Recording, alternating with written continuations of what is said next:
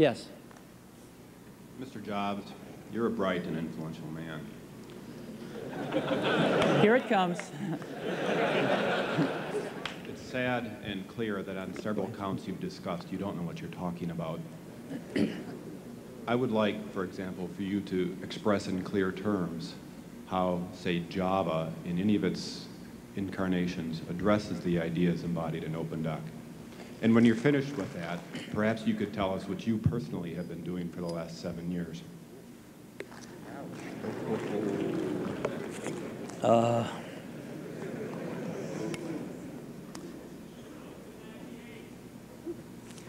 You know, you can please some of the people some of the time, but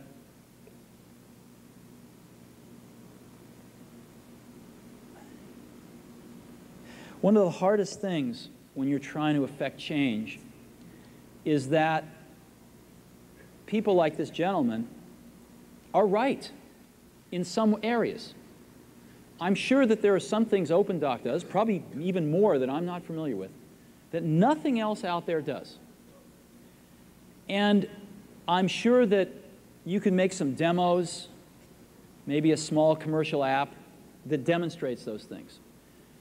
The hardest thing is, how does that fit in to a cohesive, larger vision that's going to allow you to sell $8 billion, $10 billion of product a year? And one of the things I've always found is that you've got to start with the customer experience and work backwards to the technology.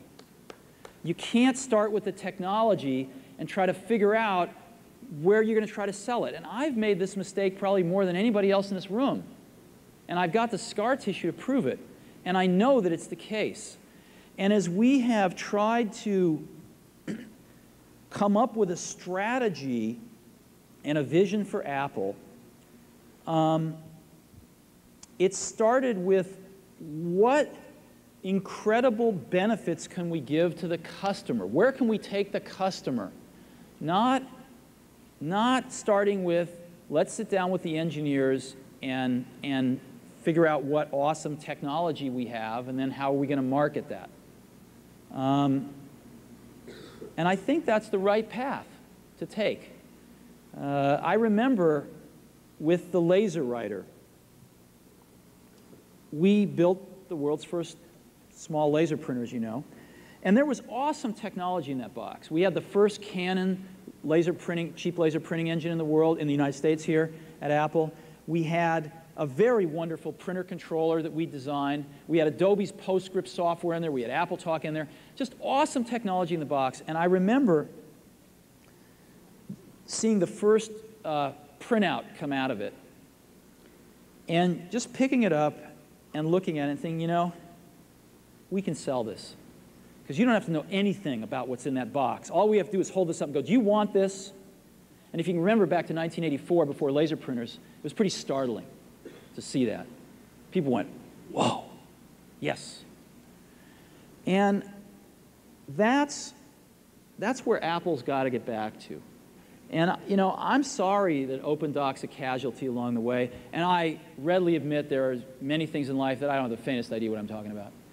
So I apologize for that too. But there's a whole lot of people working super, super hard right now at Apple. You know, Avi, John, Garino, Fred. I mean, the whole team is working, burning the midnight oil, trying to, and people, you know, hundreds of people below them, to execute on some of these things, and they're doing their best.